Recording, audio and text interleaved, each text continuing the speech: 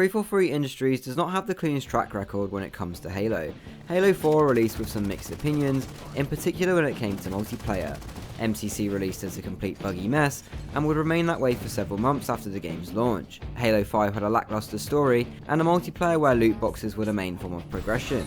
And Infinite launched lacking major features such as Forge, co-op, as well as major game modes like Infection, Assault, Griffball, and even without co-op campaign, or the feature of replaying missions in campaign. A campaign which had a lack of variety in its missions and levels. However, upon reflection, I'd say of all the Halo games released by 343, Halo 4 might just be the best they've ever put out. It might sound like a hot take to some, but Halo 4 to this day gets too much hate. In this video, I'm going to explain some reasons as to why I think Halo 4 is actually a good game, and a good Halo game. And while it does have some negatives which I will touch on, Halo 4 does have a lot of strengths which has helped the game age well, at least in my opinion. We're going to talk about the level design, the story and the characters, and just Halo 4 as a complete package in general. But let's not waste any time and let's get straight into this. I want to start off with a major strength of Halo 4, and that is the standard for the game's release. I just mentioned how Halo 5 had a lackluster story, but it also lacked certain features and game modes at launch. Halo 5 released with no Forge, no Firefight, and didn't have key game modes like Infection and Big Team Battle when the game came out. Yes, all of these would come in time, but this standard of game release would continue with Halo Infinite, which once again did not have any of those things when the game came out. Instead, doubling down with a lack of content, as content releases, at least for the first year and a half of Halo Infinite's life, were few and far between. For the most part, the sandbox for Infinite remains virtually unchanged. There is still no bomb or assault game modes, there is no Griffball as a special event from time to time. The method of progression in multiplayer is tied to challenges for the most part, which has frustrated me ever since the Halo Infinite beta. Even simple things like player collision don't exist in most game modes. But this was not the case with Halo 4. When Halo 4 released in 2012, it launched with campaign, multiplayer with various game modes, Forge, custom games, theatre, and a third player vs enemy game mode in the form of Spartanop. It had a multiplayer progression system that was simple, where you just have to play the game, earn XP, and then you can start unlocking things. After a certain level, you could start to work on specializations, which once complete will give you a full armor set. This incentivizes the player to keep playing the game without having to solely rely on specific challenges that must be completed to unlock the next item, like it's done in Halo Infinite. Even with that said, Halo 4 still had daily, weekly and monthly challenges for the player to complete if they so wish, and for those who prefer the PvE experience, a lot of these challenges could be completed in Spartanop. So for this video, I wanted to show you some stuff with the 360 version of Halo 4. Unfortunately, it's not installing, so I'm just going to have to use screenshots and clips from the MCC, I'm afraid. I do apologise, guys. Because Halo 4 launched as a complete game, players weren't left asking where are the key elements to Halo. They weren't left asking where are the key elements to a AAA shooter. For the record, I was not the biggest fan of Halo 4's arena style matches, as I wasn't a fan of the loadouts and kill streaks you could call in. Ordnance ready.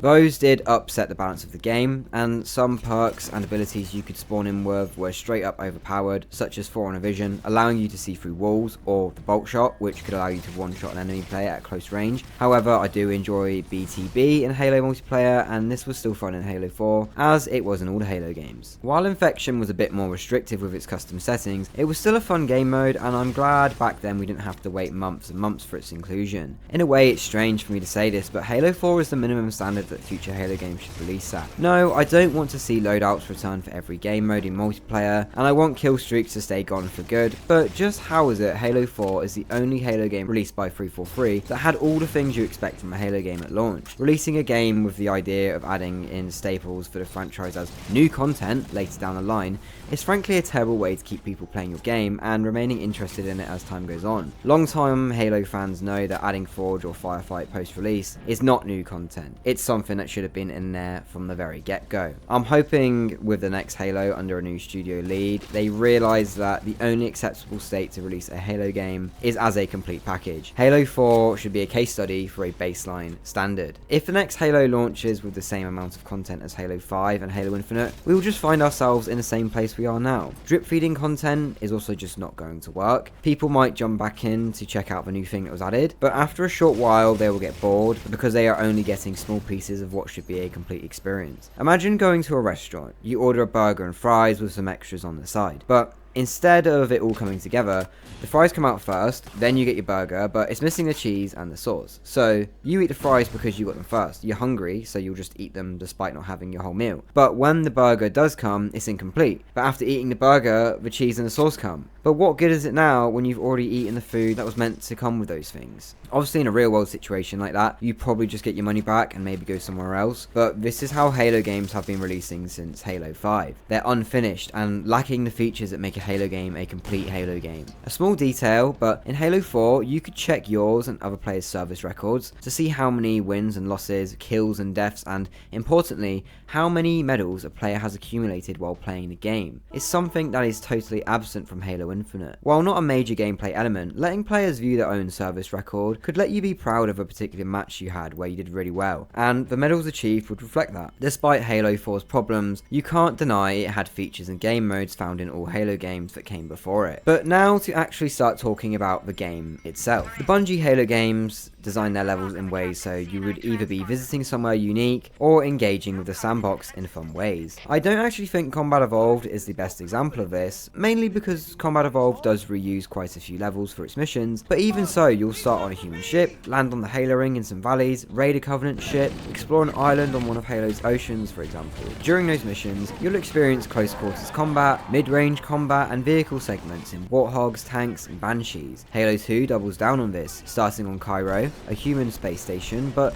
one where you can go outside where there is less gravity. You then fight in the streets of a human city, where you can use Warthogs and Scorpions, then playing as the Arbiter on a Forerunner installation, where we get to use active camo for the first time, as well as get to go in a Banshee for some dogfighting. Halo 3 does more of this, starting in a jungle, clearing out outposts along the way with some cinematic moments with pelicans crashing, and even some hostage rescue objectives. Later in Halo 3 we have some epic battles, fighting scarabs and weaving across sandy dunes on the Ark in a Prowler, or visiting unique locations such as a Flood Hive and an unfinished Halo ring. Thankfully, Halo 4 would continue this trend of interesting level design and gameplay segments. The game starts much like Halo CE and Halo 2 on a human ship. We're quickly thrown into the action, but we also find ourselves at a strange Forerunner world. We clear the ship room by room, then we launch a missile destroying a Covenant cruiser. While not the best explosion effects, it's cool to see Chief doing some epic action hero things in the cutscenes. The man has been asleep for 4 years and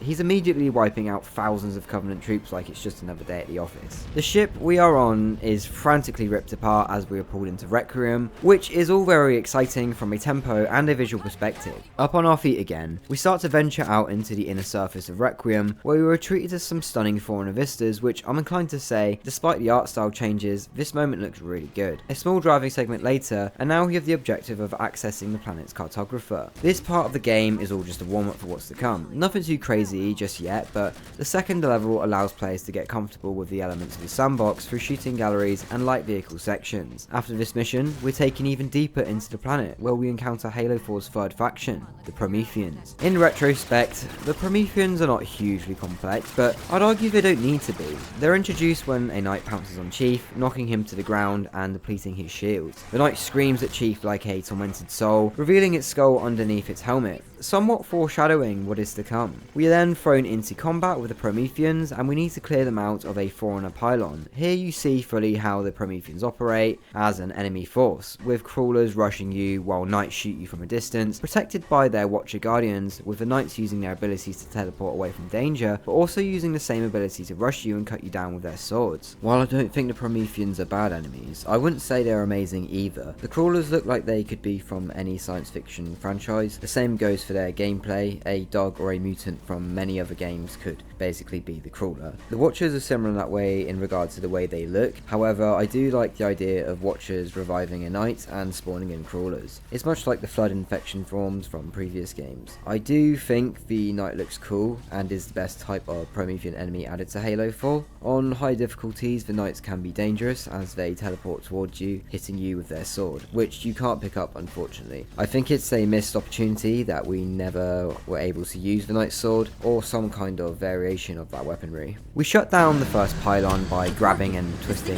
this thing. I appreciate that we just watched Chief deactivate this, and we have no involvement in terms of player input, but it does strangely enough look and sound really cool. You get a sense of Chief operating with some heavy Foreigner machinery. After shutting down the first pylon, the Covenant arrive in force, but now we get to see them fighting the enemies we have just been introduced to. You now have a choice to make. Do you engage the Covenant and take on the Prometheans, or vice versa, or simply let them fight it out and run for it, or finish off any stragglers? I do wish the Covenant and Prometheans would fight a bit more other than this one mission, but it's cool to see various factions fighting it out. It's a bit reminiscent of a level Gravemind from Halo 2. As we speed through various caverns and trenches in a Ghost, you see more of this conflict. There is a reason why AI battles are popular on YouTube, and that's because players are interested to see different elements of the sandbox coming together in a who would win scenario. This is especially prominent with Halo, as I'd say it has one of the most interesting gameplay physics and sandboxes of all of gaming. Moving on, the next pylon is garrisoned with Covenant enemies, which mixes it up a bit from the first pylon we went to. There's also a Banshee you can steal if you so choose, giving players options on how to secure this area. And finally, we arrive at the core. Why would they care about a broadcast relay? I'll handle them. You just find us that control node.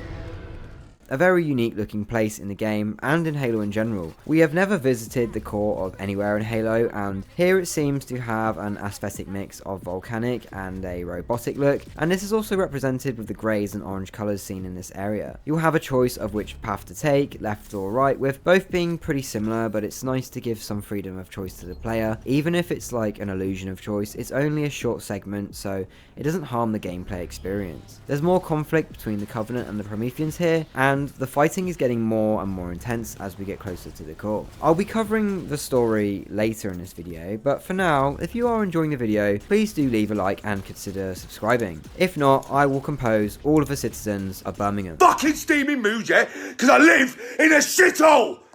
With the Didact awakened, there is another epic cutscene, and one that is very important to the story. Chief makes his great escape in a Ghost.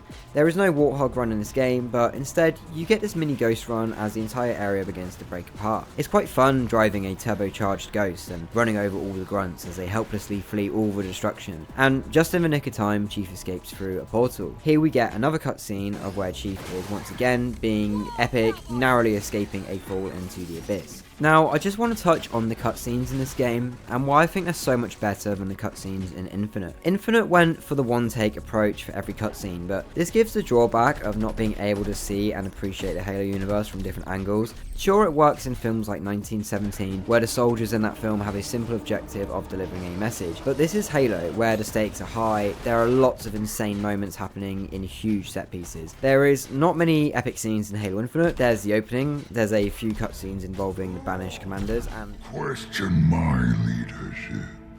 Atriox's vision. Atriox is dead! It is his fault that we are stuck here. The banished will never bow to anyone again. one scene of Chief free falling into a pelican, but most cutscenes are just a conversation between Chief and the weapon. Just look how cool it looks when Chief does what is seemingly a handbrake turn in a Ghost in an attempt to slow it down, then kicking himself backwards off the side of the Ghost to slow his speed even more. Then the Infinity shows up, a huge ship, but one that is clearly in trouble as it's on the imminent collision course with the planet, which is then pursued by the Didact. This is what cutscenes should be doing, showing awesome stunts and conveying where the game is going to go next. Now we're going off after the Infinity. We're going to find out what and why they are here. In Infinite, you see the Banished wrecking the Infinity, but you never get to play on the ship during this, and you never see or hear about it again. Halo Infinite spends the whole game talking about the Endless, but only shows us one of them, but doesn't explain anything to the player about them. Halo 4 understood to show and not tell. Halo Infinite did not. Moving on into the jungle, it's clear the Infinity is in distress, and you can see the crash ship under attack from the Covenant, but also finding dead Marine scouts. Taking in the sights and sound, this mission looks great and sounds great too. The foliage appears thick and dense.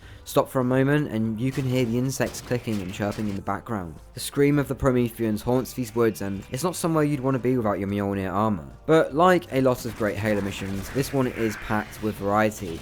as we make our way to a Spartan fire team and meet Commander Lasky and Spartan Sarah Palmer. After this, we clear a position holding the top of a small hill with some Marines, and then after that we clear an LZ for a Pelican. Here the tempo increases as we get our first taste of using a Scorpion in Halo 4 with an entire squad of Spartans riding on the side. We carve a path of destruction through the crash site where you can see various parts of destroyed human and Covenant equipment, then making our way inside the Infinity. This creates another change in scenery, adding location variety to the game, not just visually, but this section of the game adds a brand new element to the Halo sandbox, the Mantis.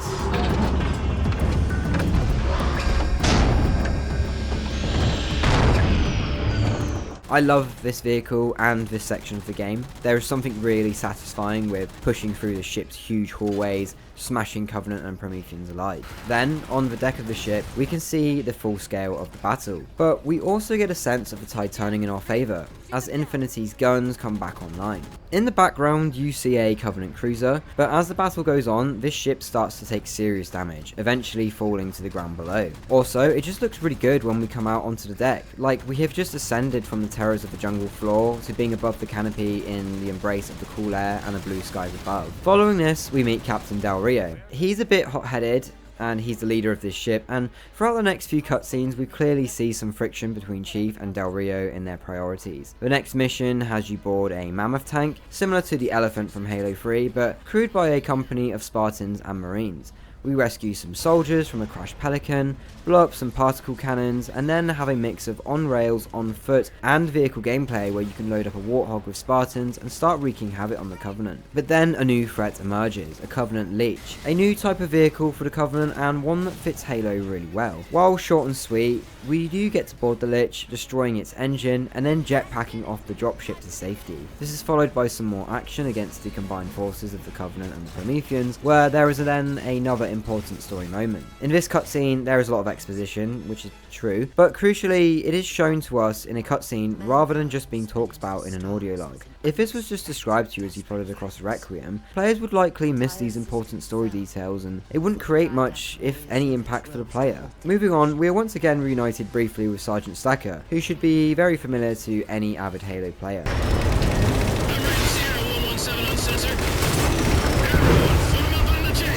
Shaking up the gameplay experience again is a tank vs tank section, reminiscent of the level of the Ark from Halo 3. Chief then calls in a Predator missile, destroying the gravity device keeping Infinity from leaving Requiem. All in all, a good mission involving various objectives, gameplay opportunities that make use of various parts of the sandbox, and some interesting story moments. The next mission, while not my favourite by any stretch, at least tries to make things interesting by giving the player control of a Pelican, the only time in the series we can fly one outside of Reach's Easter egg. I didn't and still don't find the on-foot sections that fun here. The Pelican is underutilised in my opinion. We should have been doing more than just going from one floor on a tower to the next. But with not much time to spare, Chief catches a ride on another Lich, where we get to see the true scale of the Foreigners. As the Didact ship leaves Requiem, it is absolutely huge. If you're interested in ships from Halo, I've done a lengthy breakdown on the ships that appear in all the Halo games. The next mission takes us to a Halo ring, although while we don't get to go on the ring itself, it's actually fine because we're treated to a very action-packed and close quarters mission. It's clear to see here that the station and its inhabitants are pretty screwed. The Covenant are quite literally tearing apart the people that work here, as seen by this jackal right at the start.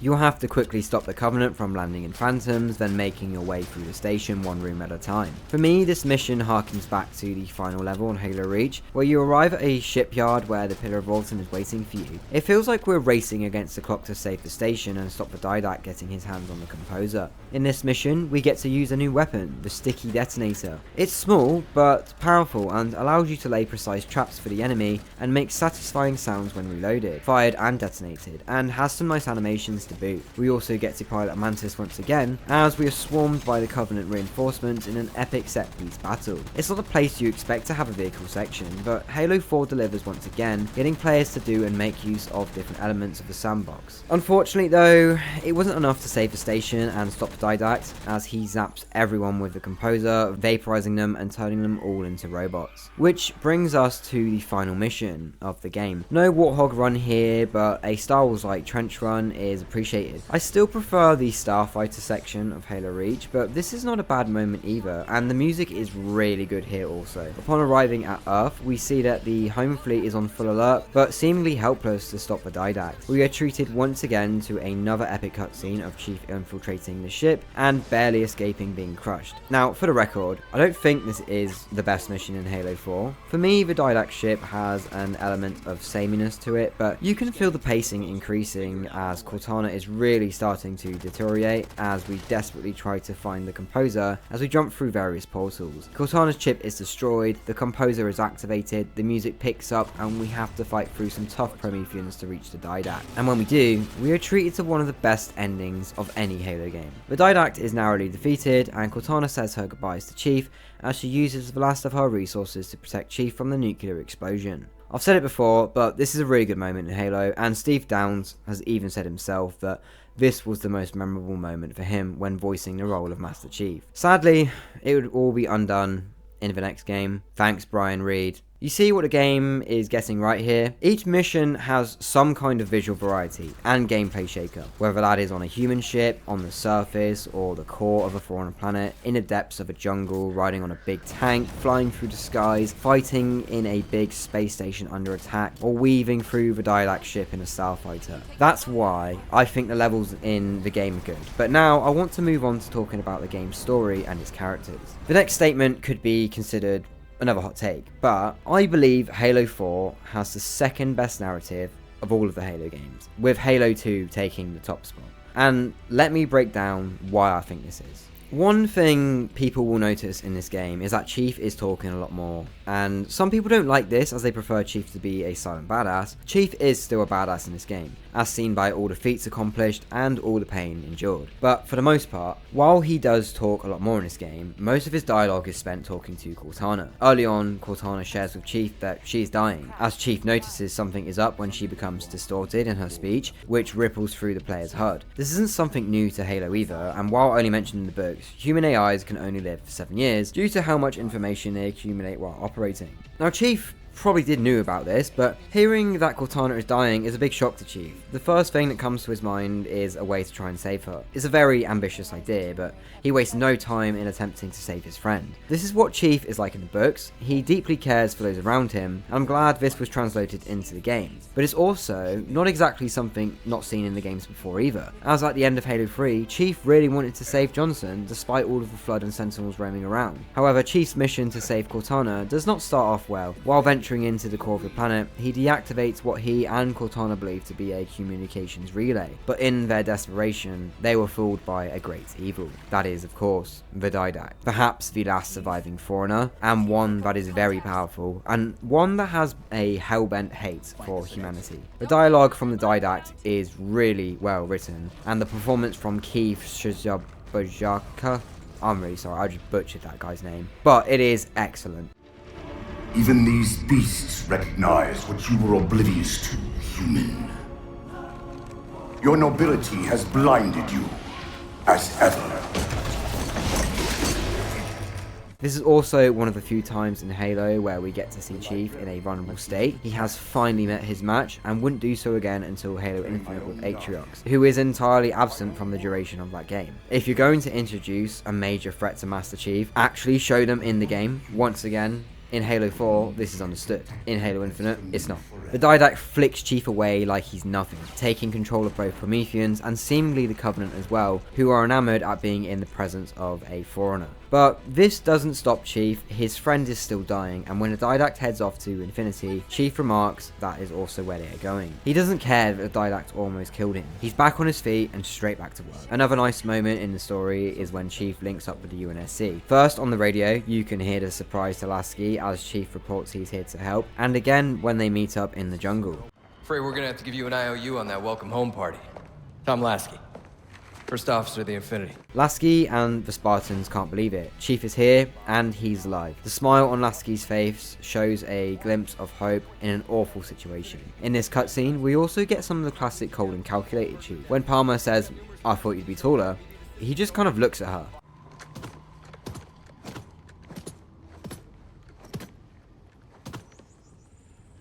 I thought you'd be taller.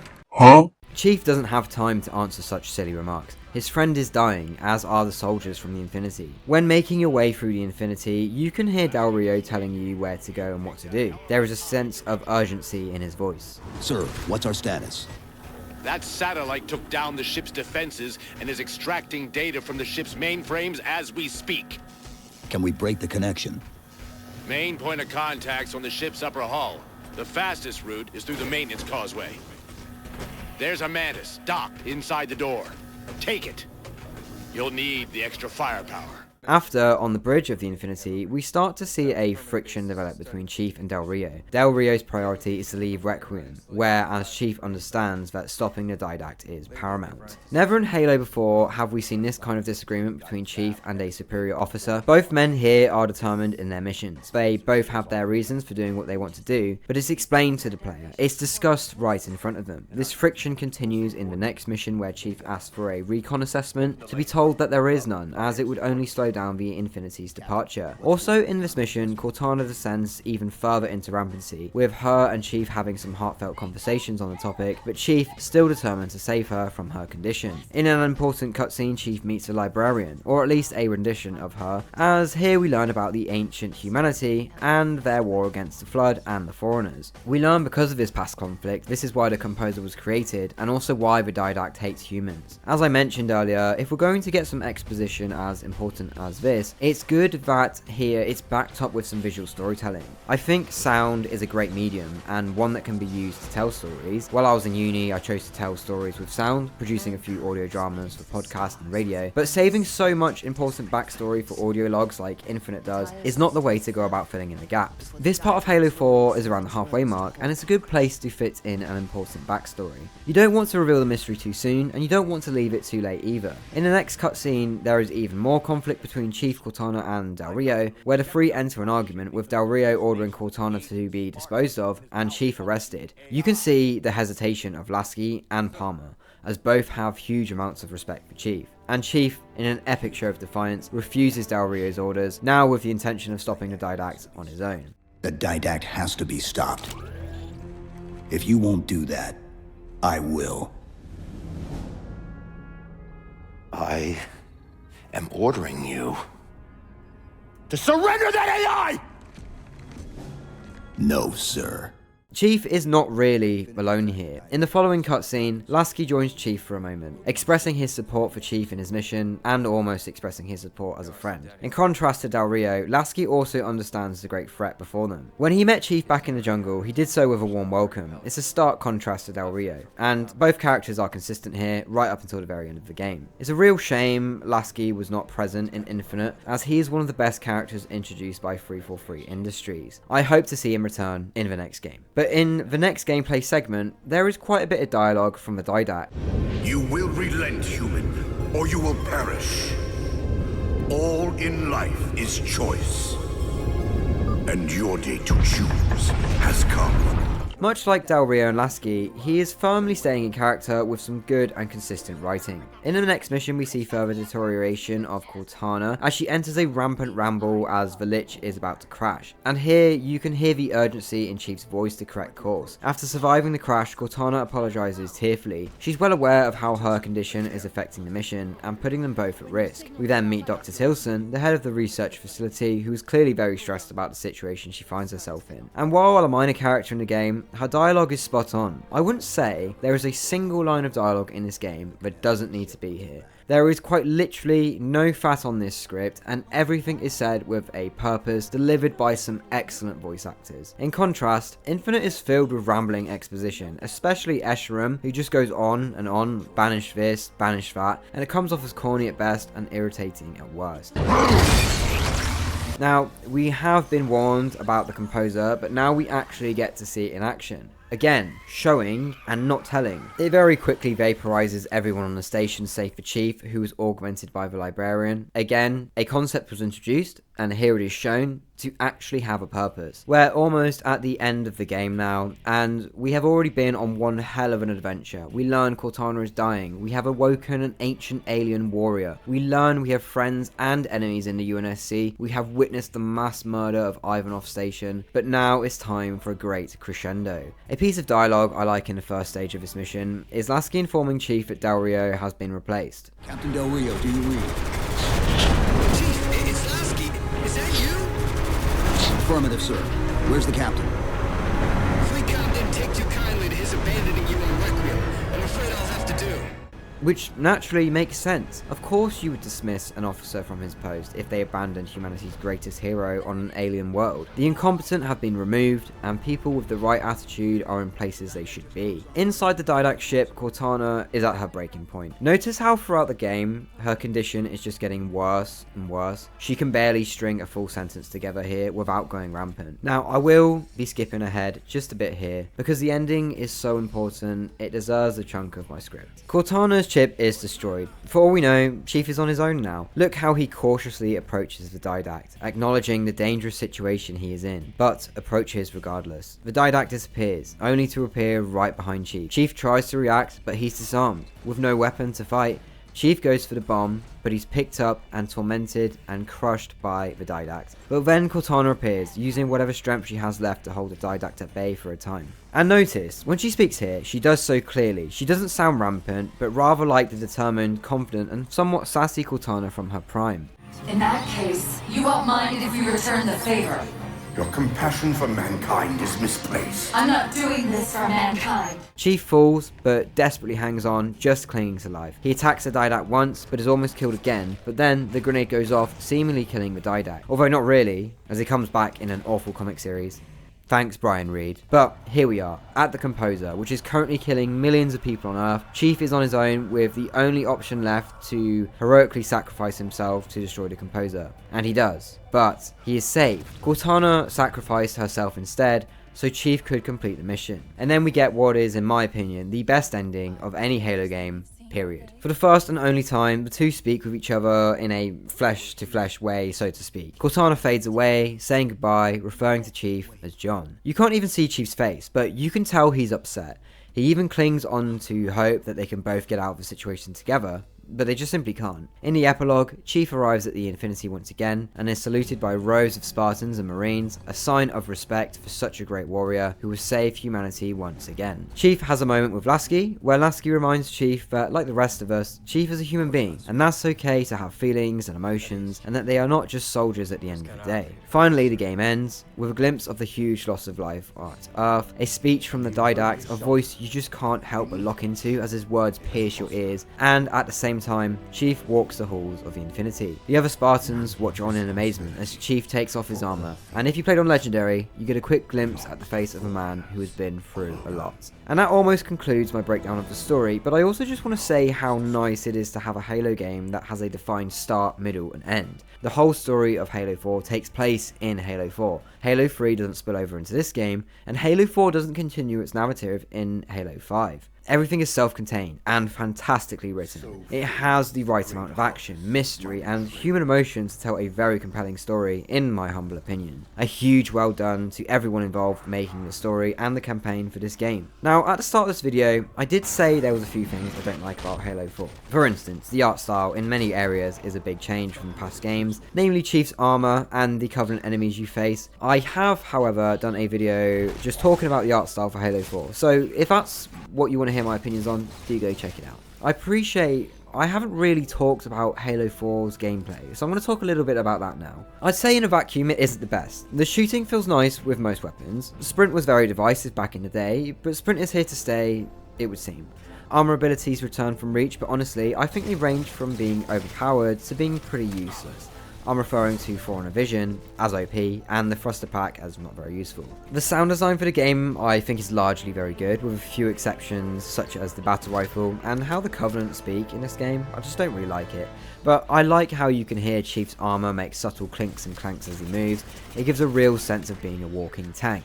I think the sound design in other Halo games is better, including Infinite. For instance, the shield recharge sound. It sounds a bit synthetic in this game, whereas in Infinite, it sounds a lot more like the classic shield sound. I'm also not a fan of the loadouts and kill streaks in Halo's multiplayer, well, Halo 4's multiplayer, at least the way it was done in this game. And I don't like the mission shutdown. That's the one where you fly the Pelican. It just feels very samey. As I said earlier, in regards to the Prometheans, the crawler isn't very impressive, and I don't like how the Watcher looks, although I do like its gameplay mechanics. The knights are decent enough and are the best of the Promethean enemies. Halo 4 also adds quite a few new weapons to the sandbox. I'm a big fan of the sticky detonator, and it's a weapon I would like to see return. I feel the same for the saw, as up until now there had never been an LMG in the Halo sandbox, and while there could have been a better design, it is fun to use in both campaign and multiplayer. I'd say of all the new guns in this game, the railgun is the one that looks the most Halo-ish. I think it's balanced really well, as you do have to be quite accurate with it to get a one-shot kill. Being a single-shot weapon and not doing much damage to vehicles helps keep it fair. The Forerunner weapons are not that exciting in my opinion, and I'd argue they are done better in Infinite.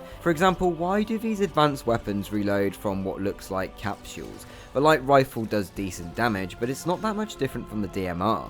The suppressor is my least favourite weapon in this game, just not very good other than at very close range, and even then you'd be better off with a Magnum. The bolt shot is quite cool in the way it has a secondary fire mode, however this is overpowered in multiplayer. The binary rifle and the incineration cannon are decent looking, but I preferred how they played in Halo 5. But on the whole, I love Halo 4, mainly for the campaign, but also because it released as a complete Halo game. You might disagree with me, and that's fine, and if you do, you should still leave your thoughts in a comment below. I could say more and keep going on, but I said I was going to give my reasons for why I think Halo 4 is actually good, and I have spilled that out in this video for you. That does bring us to the end of the video. If you did enjoy the video, please leave a like, maybe have a look at my video on Halo 4's art style, and do consider subscribing for more gaming breakdowns like this one. Tell me what you think of Halo 4 in the comments below, and until next time, Spartans, I will see you in the next one.